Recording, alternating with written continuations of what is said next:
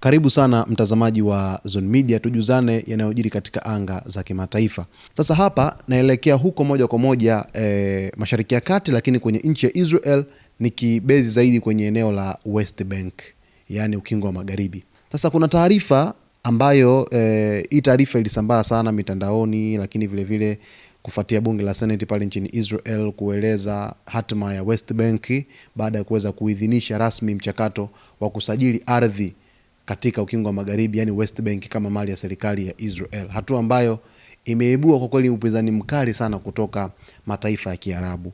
Mataifa ya Kiarabu ukitazama mara nyingi katika harakati ambazo Israel amekuwa akizifanya Mashariki ya Kati, yamekuwa ni mataifa ya kulaani tu, lakini hayachukui hatua madhubuti kwa jinsi ambavyo Israel anachokifanya pale katika ardhi ya West Bank, yani ukingo wa magharibi. Sio tu pale, lakini hata kile ambacho alikifanya Gaza kwenye genocide ile ambayo alifanya pale Gaza tangu Oktoba 2023. Sasa mataifa kadhaa ya Kiarabu yameweza kulaani sana kitendo ambacho Israel imekifanya kwa kuweza kuichukua kwa nguvu ardhi ya West Bank na kuifanya kuwa mali ya serikali rasmi ya Israel. Sasa taarifa inaeleza kwamba mataifa ya Kiarabu na jumuiya ya kimataifa yamelaani vikali uamuzi wa Israel kuanza mchakato wa kusajili ardhi katika ukingo wa magharibi, yani West Bank, kama mali ya serikali, yakisema ni hatua hatari inayokiuka sheria za kimataifa na inalenga kuimarisha udhibiti wa Israel katika ardhi ya Palestina. Taifa la kwanza ni Misri kuanza kulaani, ambapo serikali ya Misri imesema hatua hiyo ni ongezeko hatari la mvutano na inalenga kuimarisha udhibiti wa Israel katika maeneo ya Palestina yanayokaliwa kwa mabavu, ikionya kuwa inaweza kudhoofisha juhudi za kufikia amani ya kudumu katika eneo hilo. Lakini taifa la pili ni Qatar. Kwa upande wake imelaani uamuzi huo, ikisema unalenga kuwanyang'anya wa Palestina haki zao halali za kumiliki ardhi yao na unaweza kuongeza ukandamizaji dhidi ya wananchi wa Palestina. Taifa lingine ni Jordan. Jordan nayo imesema hatua hiyo ni ukiukwaji wa wazi wa sheria za kimataifa na inalenga kuunganisha ardhi ya Palestina kinyume cha sheria, huku ikionya kuwa hatua hiyo inazuia haki ya Wapalestina kujitawala na kuanzisha taifa lao huru. Hiyo ni taarifa ya Jordan.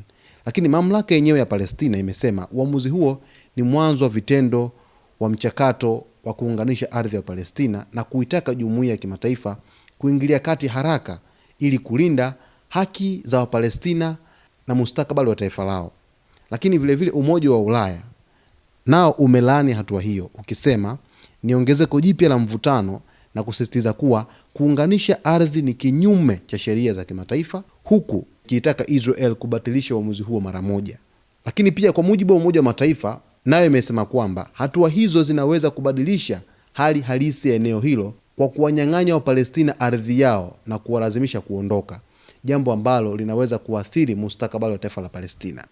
Sasa Israel kwa upande wake yenyewe ikajitetea kwa kusema kwamba mchakato huo unalenga kuleta uwazi katika umiliki wa ardhi na kusaidia kutatua migogoro ya kisheria, hasa katika eneo la Area C ambalo liko chini ya udhibiti wake wa kiusalama na kiutawala. Lakini historia yenyewe inaonyesha kwamba West Bank imekuwa chini ya udhibiti wa Israel tangu mwaka 1967 na inachukuliwa kuwa sehemu muhimu ya taifa la Palestina la baadaye, huku mvutano ukiendelea kuongezeka kutokana na hatua mpya zinazochukuliwa na Israel na upinzani mkali kutoka kwa mataifa ya Kiarabu na jumuiya ya kimataifa.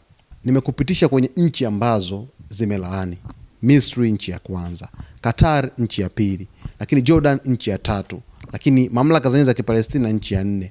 Na ukija sasa namba 5 Umoja wa Ulaya, namba 6 Umoja wa Mataifa. Wamekuwa ni watu wa kulaani tu na kueleza kwamba yanayofanywa na Israel sio halali.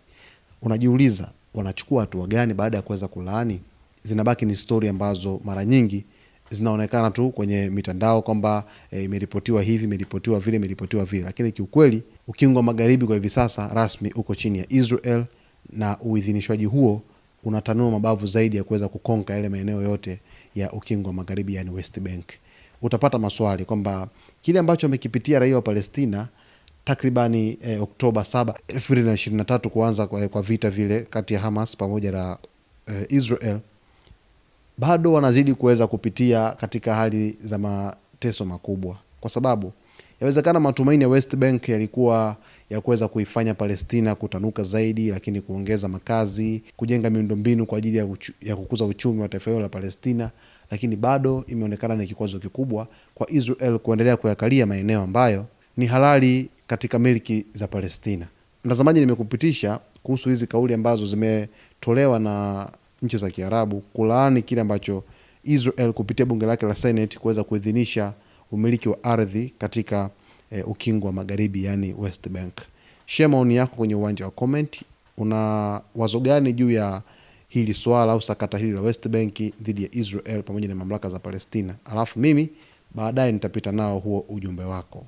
Usiache kusubscribe kama bado hujaweza kusubscribe, ni kuombe ufanye hivyo, lakini ulike, kucomment pamoja na kushare.